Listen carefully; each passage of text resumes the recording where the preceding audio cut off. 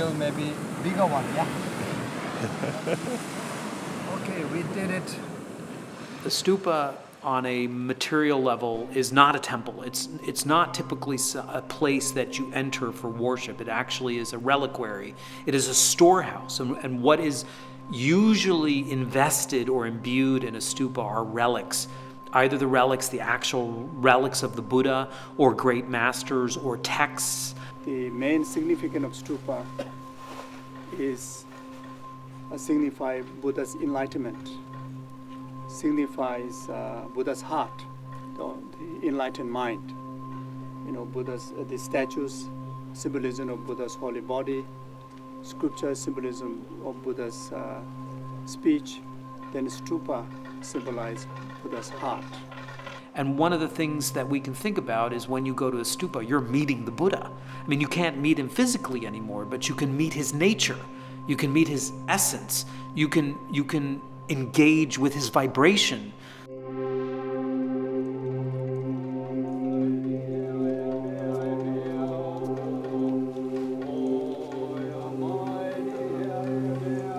Why do we circumambulate a stupa? It's part of our meditation. Our meditation practice is to go on a journey. It's not only about praying. It's not about asking something. But when you go around the Borobudur, you will see all the reliefs. And the relief is just the archetype for you to learn. Making your way around the base and then arising one level to a second level of the stupa or the structure, and then making your way around is the journey of life.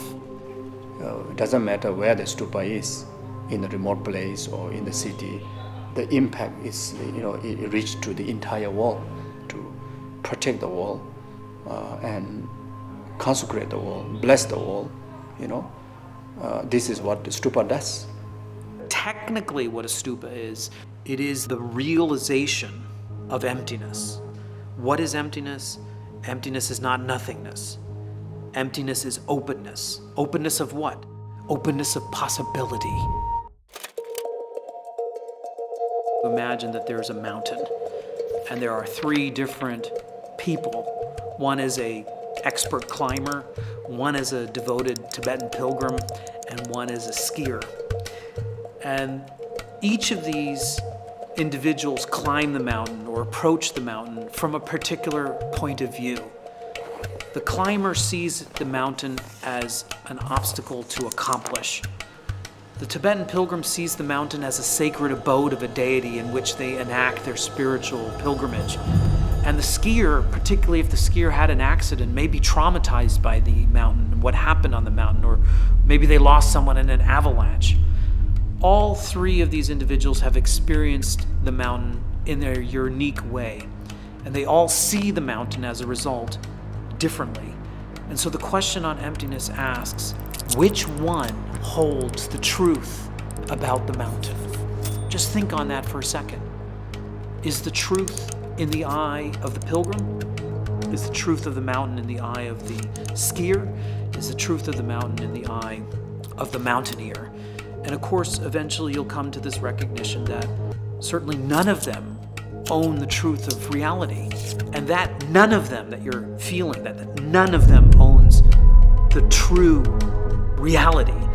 That is emptiness right there, the absence of a concrete, absolute reality. Nothing is fixed in stone.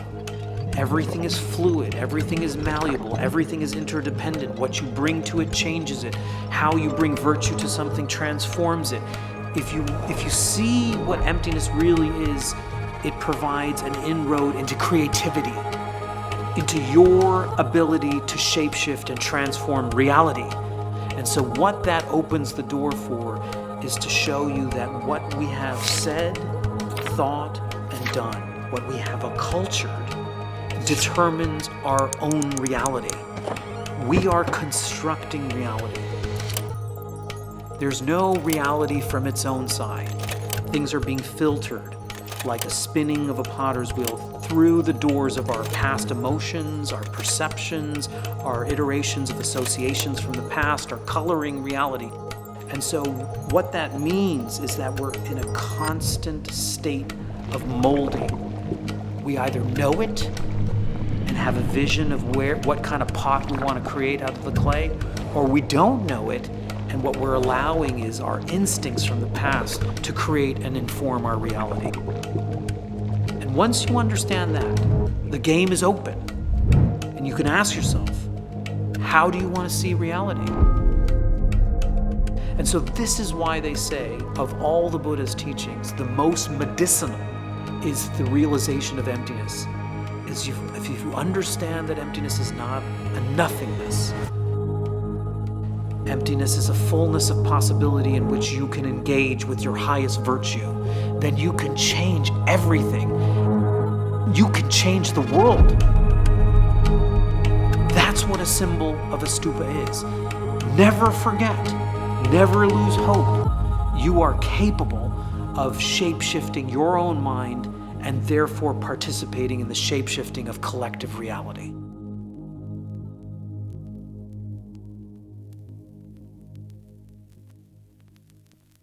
If at this point you've grown a little tired of hearing some version of your thoughts create your reality, then you're not alone. This foundational truth of the Buddhist worldview has been misunderstood and co-opted and bought and sold by a culture utterly consumed by desire.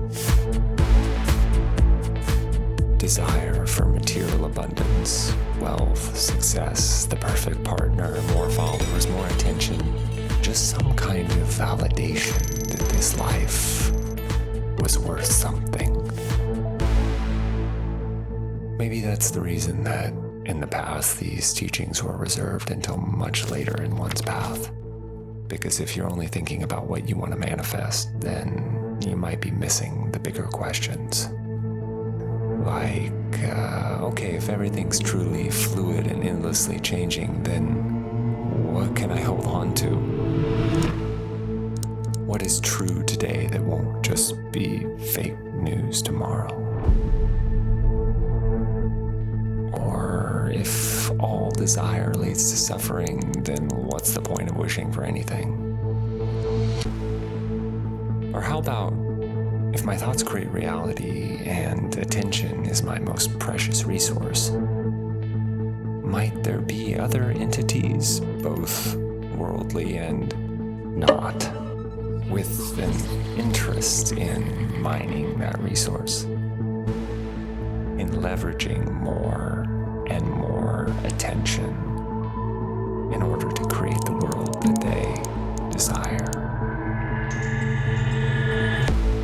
Perhaps this process of world building is occurring at the level of the individual and the collective, like an infinite electorate of voting bodies, vying coalitions, party platforms, and puppet masters, where everyone gets a vote in every instant for the same eternal proposition. Where is my attention? And what are we dreaming up today? So if that's the only question, and the world literally depends on it, then what's your answer?